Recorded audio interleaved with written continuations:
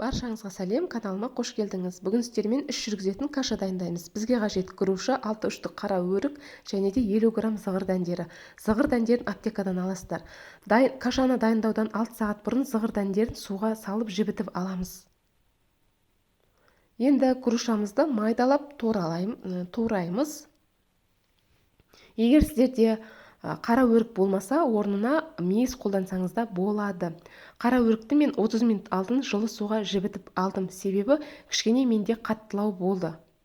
Егер сіздерде де қара өріктеріңіз қатты болса, суға салып жібітіп алыңыздар. Міне бізде суға ісінген зығыр дәндері ісінді, дайын болды. Енді блендерге 20 мл су, оның үстінен туралған грушаны саламыз. Оның үстінен қара өрікті және де зығыр дәндерін салып жақсылап езіп аламыз.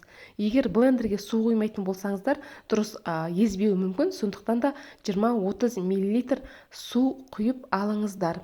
Бұл каша үнемі іш қату жиі мазалайтын кісілерге өте жақсы ішті жүргізеді. Сол кісілер аптасына 1-2 рет жеп тұрсаңыздар, сіздердің іштеріңізді жақсылап тазалайды, әрі іштің дұрыс жүруіне көмектеседі. Және де зығыр дәндері пайдалы майлар қатарына жатады. Міндетті түрде жасап көріңіздер. Ас болсын.